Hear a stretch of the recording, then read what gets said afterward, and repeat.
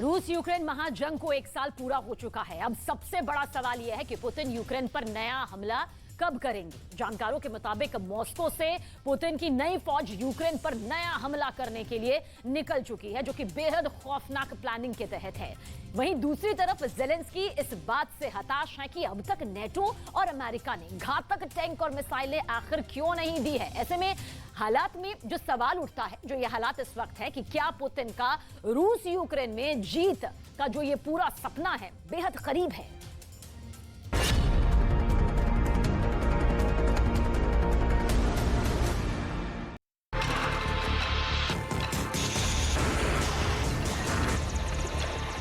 Трижды ура! Ура! Ура! Ура!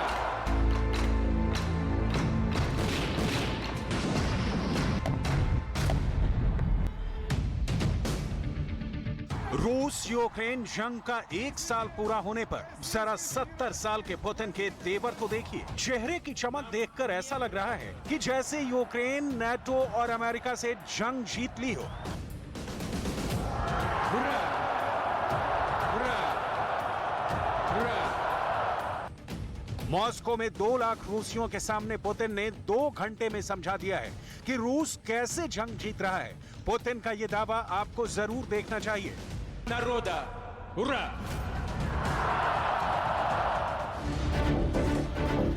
आखिर पुतिन ने पिछले 24 घंटे में यूक्रेन, अमेरिका समेत 50 देशों को 2 बार धमकी क्यों दी है? क्या रूस वाकई में यूक्रेन से लेकर यूरोप तक जंग करने जा रहा है?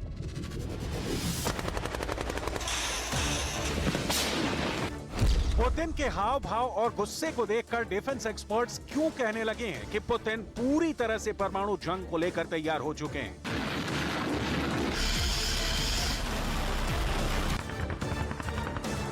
आखिर ऐसी क्या वजह है कि 2 लाख रूसी सैनिकों का नुकसान उठाने वाले पुतिन के सामने नाटो भीगी बिल्ली बनता जा रहा है।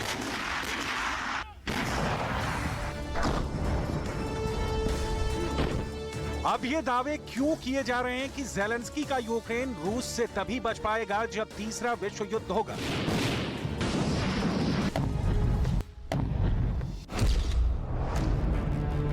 23 फरवरी 2022 की रात से लेकर 24 फरवरी 2022 की सुबह तक पुतिन ने दुनिया को दिखा दिया था कि रूस यूक्रेन पर हमला करके उसके इलाकों पर हर हाल में कब्जा करेगा। जंग के शुरुआत के 4 महीनों में रूस को यूक्रेन ने जमकर टक्कर दी। अमेरिका, ब्रिटेन और नाटो से जुड़े 30 देशों ने रूस की फौज को हराने के लिए पूरा जोर लगा दिया। लेकिन देखिए, जंग के 1 साल बाद आज भी पुतिन का रूस यूक्रेन में गदर मचा रहा है। आज 1 साल बाद भी पूर्वी यूक्रेन पर रूस का बहुत बड़े इलाके में कब्जा हो चुका है। आज भी पुतिन की फौज यूक्रेन के 8 शहरों और 3 प्रांतों को रौंद रही है। अमेरिका, ब्रिटेन, जर्मनी, फ्रांस 1 साल बाद भी हिम्मत नहीं जुटा पाए हैं कि रूस के खिलाफ खुलकर जंग करें। पिछले 24 घंटे के अंदर पुतिन के जितने भी बयान आए हैं वो हैरान करने वाले हैं। रूस यूक्रेन जंग को 1 साल हो चुका है। यूक्रेन में रूस का स्पेशल ऑपरेशन 1 साल से चल रहा है। 1 साल में रूस दावा कर रहा है कि उसने यूक्रेन के Soledar, Bakhmut, Donetsk, Donbas, Kherson, Kharkiv, Sumy पर कब्जा या आंशिक कब्जा कर लिया है। वहीं यूक्रेन का दावा है कि उसने रूस को लोहांस्क, डॉनबास, डोनेट्स्क, मारियोपोल के बहुत इलाकों से खदेड़ दिया है। पूर्वी यूक्रेन का किला कहे जाने वाले बखमूत पर रूस ने पूरी ताकत झोंक दी है और कब्जे का दावा किया है, जबकि यूक्रेन कह रहा है कि बखमूत के बहुत बड़े इलाके पर उसका कब्जा है। यूक्रेन को जनवरी 2023 तक 2 लाख करोड़ रुपए के हथियार नाटो, अमेरिका और पश्चिमी देशों से मिल चुके हैं, जबकि राष्ट्रपति पुतिन का दावा है कि दुनिया एक दिन में जितनी मिसाइल बनाती है उससे 3 गुना मिसाइलें रूस एक दिन में अकेले बना रहा है। इस वक्त रूस के खिलाफ नाटो, पश्चिमी और यूरोपीय देशों को मिलाकर 80 देश यूक्रेन को जंग के लिए भारी और खतरनाक हथियार दे रहे हैं, जबकि रूस को सबसे ज्यादा घातक हथियार ईरान और उत्तर कोरिया से मिल रहे हैं। ईरान रूस को आत्मघाती ड्रोन शाहिद 136, अराश 2 जैसे ड्रोन दे रहा है। ऐसे हालात में अंदाजा लगाया जा सकता है कि रूस अकेले दम पर यूक्रेन, नाटो समेत दुनिया के 80 देशों को जंग में जबरदस्त टक्कर दे रहा है।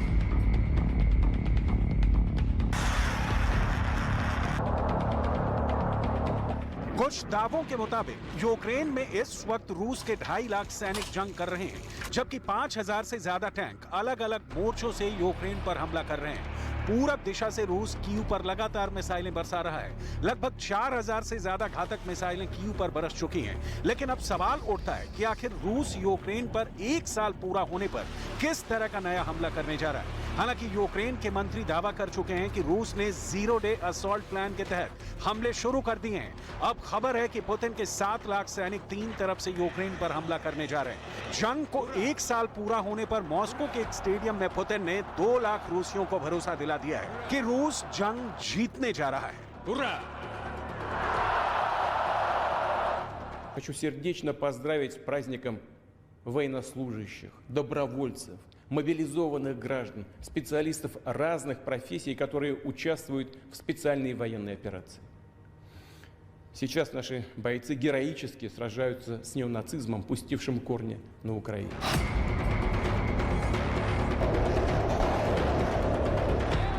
हैरानी की बात तो यह है कि पिछले 5 महीने से यूक्रेन, अमेरिका और नाटो दावे कर रहे हैं कि पुतिन का रूस जंग हार चुका है। लेकिन देखिए, जिस पुतिन को बीमार और कैंसर पीड़ित बताया जा रहा था, उसका चमचमाता चेहरा बता रहा है कि 70 साल के पुतिन 80 देशों पर अकेले भारी पड़ रहे हैं। पुतिन ने अमेरिका, नाटो और यूक्रेन को जंग में अनाड़ी साबित कर दिया है। देखिए, मॉस्को में पुतिन के सामने 2 लाख रूसी रूस की जीत के लिए कैसे हुर्रे हुर्रे के नारे लगा डाले। Гордимся ими, гордимся и в их честь трижды ура! Ура! Ура! Ура! इधर ज़ेलेंस्की का हाल देखिए। 4 करोड़ 10 लाख की आबादी वाले यूक्रेन पर रूस यमराज बनकर टूट पड़ा है।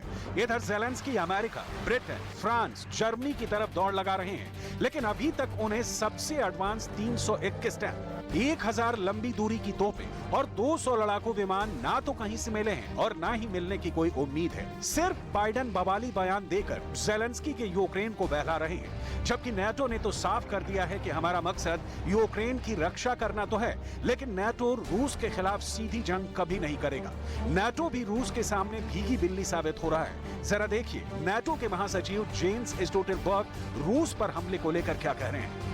NATO has 2 tasks in the war in Ukraine, and that first is to provide support to Ukraine and to ensure that Ukraine prevails. NATO is not party to the conflict, but we support Ukraine, and NATO allies have provided unprecedented support. The other task we have is to prevent this war from escalating beyond Ukraine and become a full-fledged war between Russia and NATO. Zelensky का Ukraine अब बुरी तरह से फंस चुका है। खबरों के मुताबिक पुतिन का रूस अगले 24 घंटे में अब तक का सबसे बड़ा और नया हमला यूक्रेन पर 3 तरफ से करने जा रहा है, जिसमें 2000 टैंक, 3000 नई तोपें, 300 मिसाइल लॉन्चर, रूसी स्पेशल फोर्स की 200 टुकड़ियां, 700 लड़ाकू विमान और 7 लाख सैनिक यूक्रेन पर हमला करेंगे।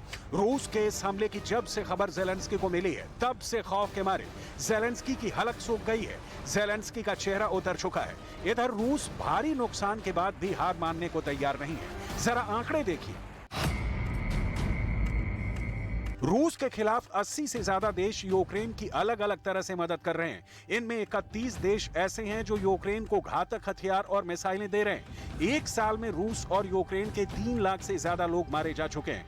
कुछ रिपोर्ट्स के मुताबिक 1 साल के अंदर 5 लाख से ज्यादा लोग दोनों तरफ से मारे जा चुके हैं। नॉर्वे चीफ ऑफ डिफेंस की रिपोर्ट के अनुसार इस युद्ध में 22 जनवरी 2023 तक यूक्रेन के 30,000 से ज्यादा लोग मारे जा चुके हैं। 1,20,000 से ज्यादा यूक्रेनियन जवान अपनी जान गंवा चुके हैं। अमेरिका के आंकड़े के मुताबिक 24 फरवरी 2022 से 16 फरवरी 2023 तक 2 लाख से ज्यादा रूसी सैनिक या तो मारे जा चुके हैं या फिर यूक्रेन में बंधक बनाए गए हैं। लेकिन उसके बावजूद रूस हार मानने को तैयार नहीं है। कुछ जानकारों के मुताबिक यूक्रेन रूस से तभी बच सकता है अगर तीसरा विश्व युद्ध शुरू हो जाए। ऐसे में पुतिन का रूस यूरोप और अमेरिका से युद्ध करने के लिए मजबूर हो जाएगा। जिसकी वजह से पुतिन का टारगेट यूक्रेन से हटकर यूरोप और अमेरिका हो जाए। ऐसे हालात में अगर जंग खत्म होती है तो फिर यूक्रेन के बचने की संभावना है, लेकिन इसकी संभावना भी तभी है जब रूस तीसरे विश्व युद्ध में हार जाए।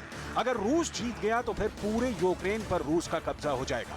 फिलहाल पुतिन के तेवर साफ बता रहे हैं कि रूस जंग जीत रहा है, जबकि बाइडेन की बौखलाहट और नाटो का खौफ साफ इशारा कर रहे हैं कि पुतिन का रूस जंग तभी रोकेगा जब यूक्रेन पर रूस का कब्जा होगा। अब देखते हैं अगले 24 घंटे में पुतिन का रूस यूक्रेन में क्या तबाही मचाता है।